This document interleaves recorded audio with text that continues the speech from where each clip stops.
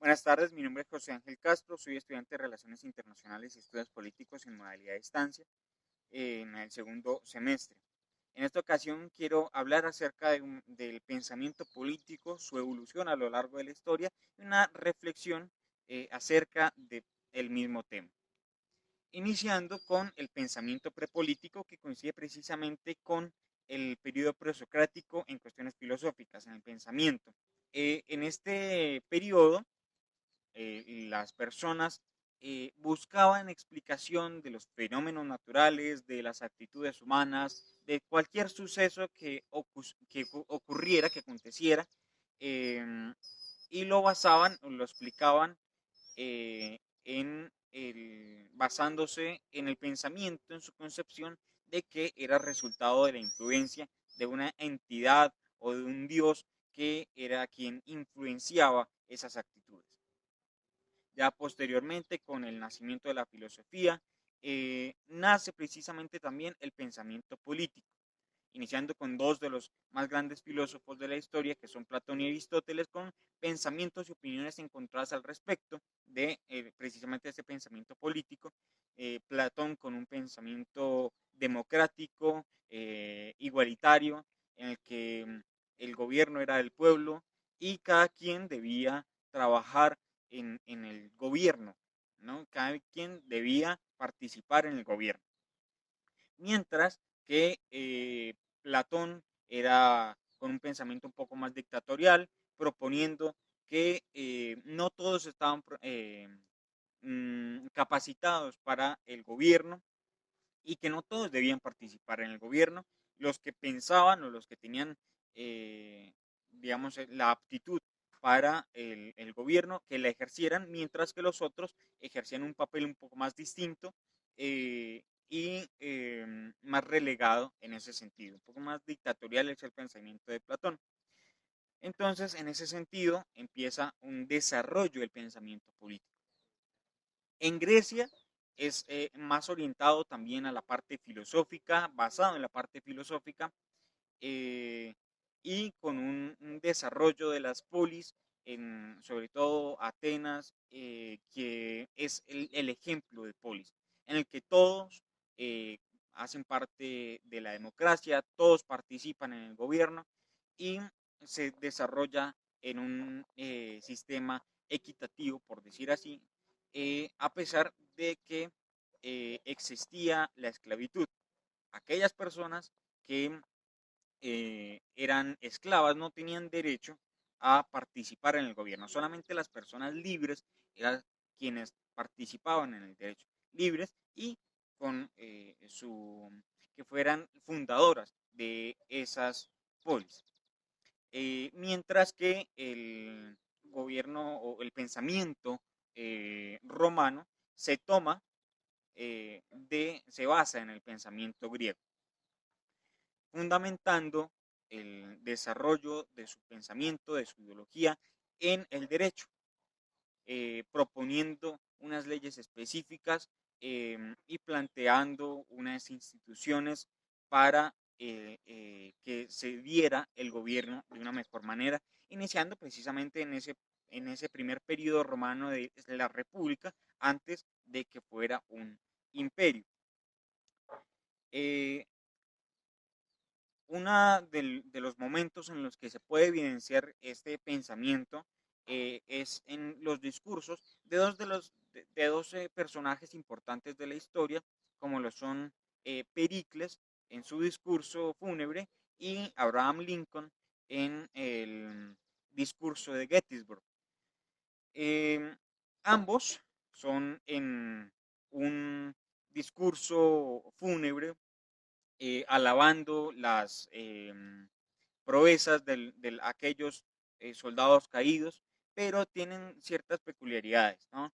Eh, Pericles habla sobre el agradecer a estos hombres y a sus antepasados sobre dándole gracias porque ellos son los que han fundamentado el gobierno y han permitido el desarrollo de las polis, de las ciudades, de la sociedad en general, que gracias a ellos se da la seguridad y se dan las circunstancias necesarias para que surja la sociedad. Y finalizando con un pensamiento muy aristotélico, en el que se basa que todo se conduce hacia la búsqueda de la felicidad como último fin.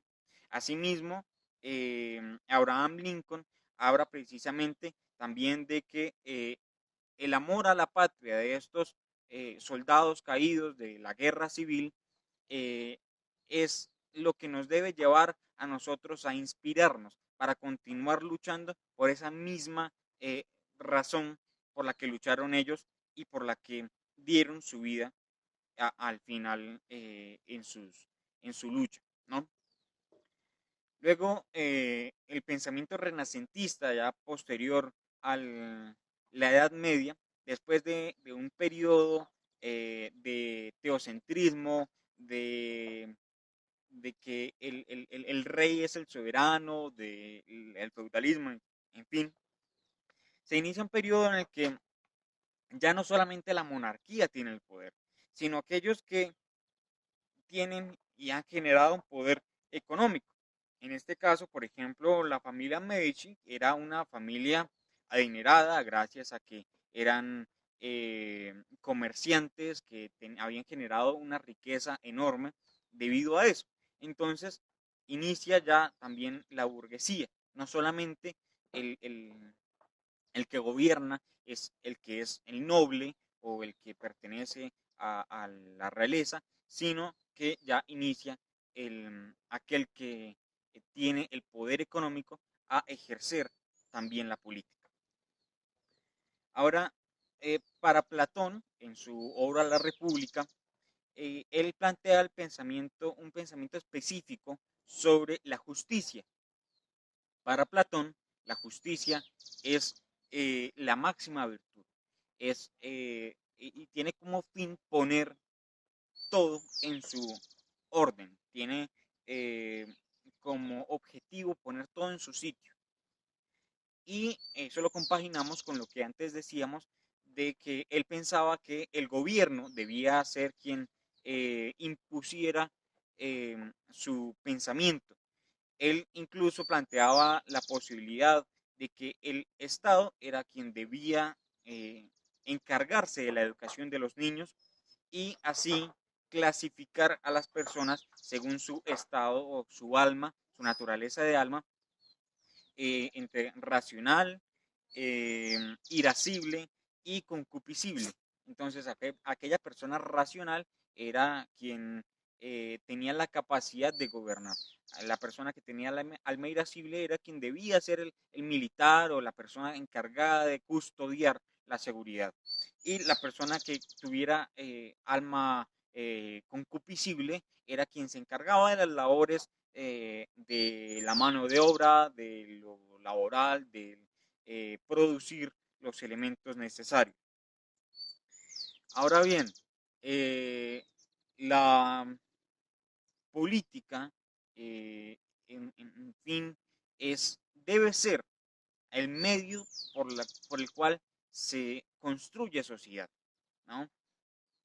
Para cualquier persona eh, que tenga una opinión fundamentada, eh, la política debe ser ese camino que permita evolucionar y cada quien dentro de nuestro pensamiento democrático debe aportar a ese crecimiento.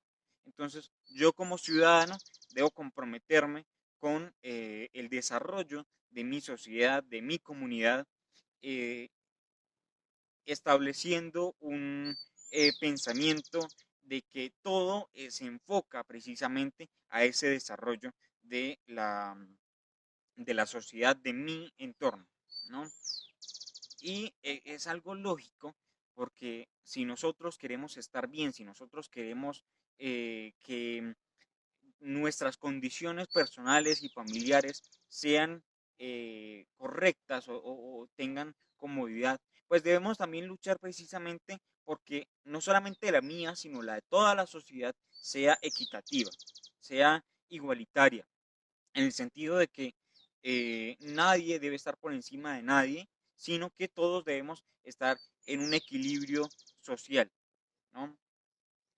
Eh, esta materia de ideas políticas nos permite precisamente esto y cuestionarnos a nosotros qué estamos haciendo para el desarrollo de nuestra comunidad, para el desarrollo de la sociedad. Nos permite darnos cuenta de cuál es nuestro papel en la sociedad y buscar la forma de ejercer nuestro derecho y nuestro deber de participar activamente en la política. No solamente quedarnos esperando a que alguien gobierne por nosotros, sino nosotros influir para que ocurran las cosas que nosotros necesitamos o que vemos necesarias para la sociedad. Es por eso que es importante estudiar este tipo de temas para que nosotros nos demos cuenta de lo que se debe hacer en la sociedad y no quedarnos esperando simplemente que pase o deje de pasar lo que está sucediendo, ¿no? Y es para no conformarnos con lo que está pasando, sino ser críticos, ser unas personas con un pensamiento autónomo que nos permita desarrollar nuestras capacidades en pro de la sociedad y no simplemente conformarnos con lo que está sucediendo. Agradezco mucho la atención prestada y bueno, deseo una muy buena tarde a todos. Muchas gracias.